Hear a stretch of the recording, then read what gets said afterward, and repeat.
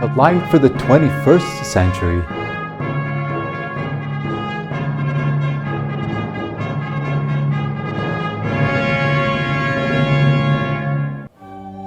When darkness invades the world and appears to obscure God's action in history, divine providence always raises up providential men or women who, like beams of light, illuminate souls with their lives, their virtues, and their teachings. Thus, on August 15, 1939, a new ray of light shone on the earth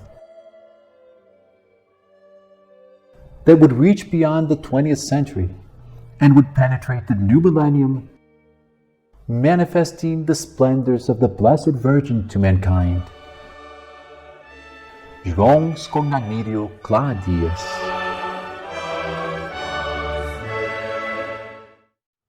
From his earliest childhood, the young João felt an enormous attraction for the universe of the stars. Sitting at a window ledge in his Ipiranga neighborhood home in São Paulo, he used to contemplate in wonder the beauty and order of the starry firmament and to ponder the grandeur of their Creator. Besides these nightly meditations, he experienced certain supernatural phenomena, such as the daily apparition of two souls from purgatory, and an exceptional grace received at his first encounter with Jesus in the Eucharist when he was only 6 years old. Such incidents helped him to early comprehend that reality is incomparably richer and deeper than the material world that our senses grasp. From his early youth, however, João became aware of the lamentable state of society in his time. He saw that human relations were dominated by egoism. Immorality pervaded every place, drawing souls to a life of sin. And atheism led many to deny the truths of the faith, as, for example, the existence of hell. Seeing that what reigned in the world was the contrary of the wonders that Our Lady had shown in his soul during childhood, the youth was deeply distressed. He began to pray incessantly to find a man who might reverse the world situation and be disposed to fight for the Holy Church. Every night, amid tears, João begged Mary Most Holy for the grace to meet him. And in the silence of his bedroom, a mysterious silhouette began to take shape before his eyes. It was the man he awaited, who would change the face of the earth. Through providential ways, Our Lady led her son to the one who from then on would be the light of his footsteps and the meaning for his existence. Plínio Correia de Oliveira. This encounter would become the central milestone of his life, for the young João would draw from Dr. Plínio a wholehearted love for the Eucharist,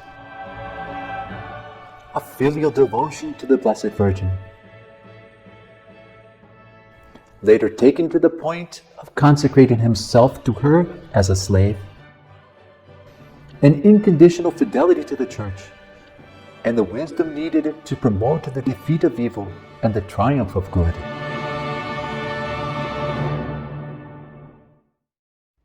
João became the torch that emanated enthusiasm within the work founded by Dr. Plínio, leading all toward the realization of the quests and goals he discerned in the heart of his spiritual father.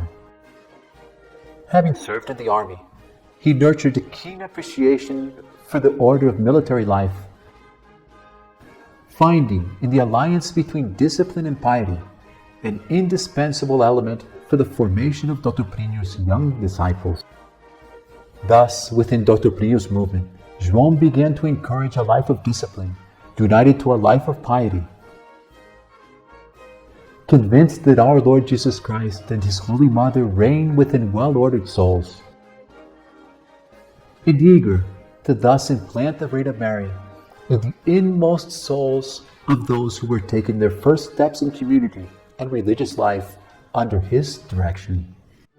During a period of 40 years, João enjoyed close and daily conviviality with Dr. Plínio, receiving his teachings and absorbing his spirituality. After the death of Dr. Plínio, many disciples discerned in João the same grace and spirit that animated their common master and father, and began to follow him in new enterprises, carried out in keeping with the desires that Dr. Plínio had manifested in life, but had never been able to realize.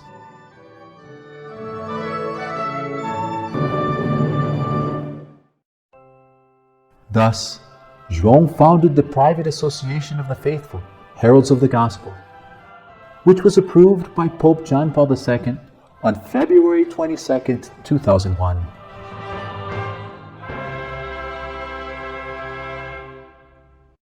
With time, seeing the growth of the work and feeling the need to promote a more intense sacramental life among his spiritual sons and daughters, he decided to form in the very bosom of the Heralds of the Gospel a clerical branch especially dedicated to assisting its members. Thus, on June 15, 2005, the first 15 priests were ordained, among them João himself.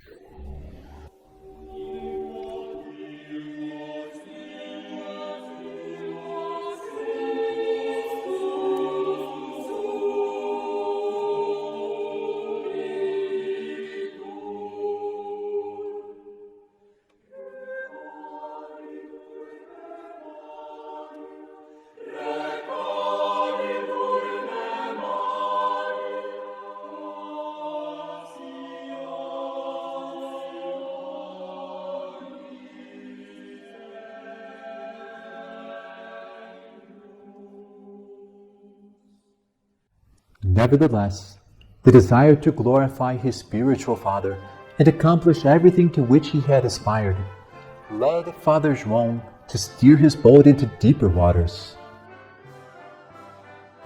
On September 14, 2008, Pope Benedict XVI nominated Father João honorary canon of the Basilica of St. Mary Major in Rome and apostolic protonotary, and in the following year, the same pontiff granted approval to the two societies of apostolic life founded by him, the clerical society Virgo Flos Carmeli and the feminine society Regina Virginum.